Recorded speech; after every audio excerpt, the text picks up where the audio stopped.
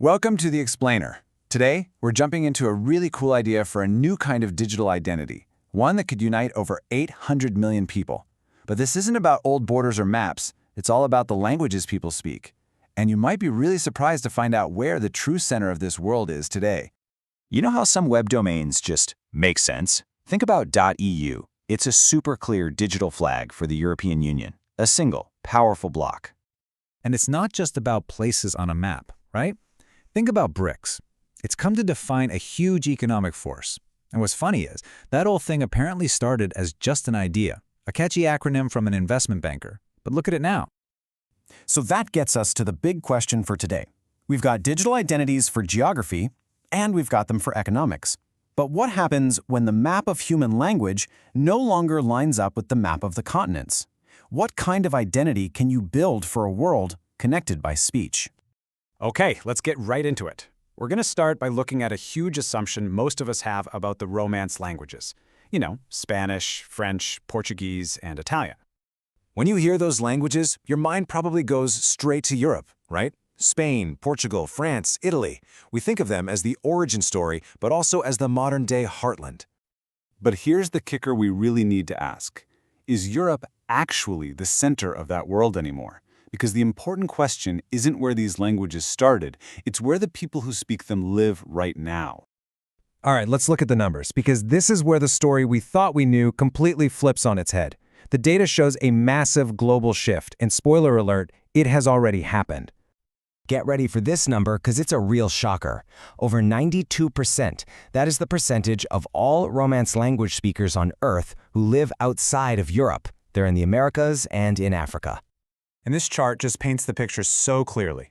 The Americas alone make up almost 7 out of every 10 speakers. Africa is another huge piece of the pie. And Europe, the birthplace, it's now home to less than 8%. That is a staggering change. And this quote just nails it. This isn't some prediction about the future. It's a fact on the ground today, a decisive demographic shift that's already taken place. The Romance-speaking world is simply not a European world anymore. To make this even more real, let's just focus on Spanish for a second, the biggest of the bunch. Just take a guess. What are the top 2 Spanish-speaking countries in the world? And there it is. Number 1 is Mexico, which makes sense. But look at number 2, the United States. With around 60 million speakers, the U.S. has more Spanish speakers than Spain itself. The center of the Spanish-speaking universe is firmly in the Americas. So, what do you do with this new reality? You've got this massive connected cultural world. It really deserves its own identity. So let's talk about something called the IA group. So we can start calling this the IA group. Now, this isn't a formal political union like the EU.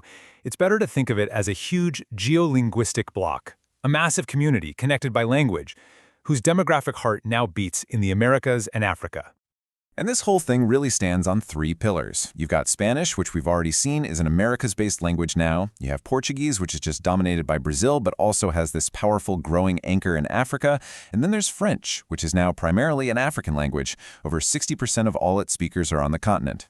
Yeah, the old maps are officially useless here. Okay, so if this new reality exists, it needs a new identity. And that brings us to the core idea we're looking at today, creating a digital home for this powerful new block. The idea is a new domain, .ia. And here's the beautiful part. IA stands for Artificial Intelligence in Spanish, Portuguese, and French. It's perfect. It immediately gives this huge linguistic world a modern, tech-focused, forward-looking identity.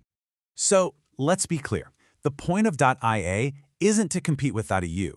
It's more like its natural counterpart, its geolinguistic counterweight. If .eu represents the old world, .ia would represent this new world plus Africa union, which, again, is home to over 92% of the actual speakers.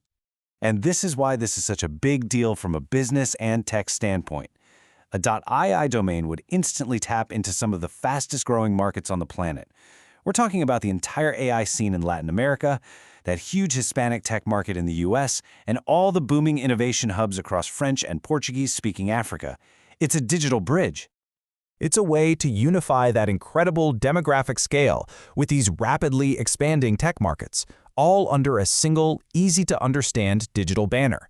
It's an identity that reflects the world as it is today, not as it was 100 years ago. Which leaves us with a final, pretty provocative thought. We often just assume English is the language of technology and innovation, but as the world's demographic and linguistic centers of gravity keep shifting, is it possible that the language of the future of AI might just be Spanish, Portuguese, and French?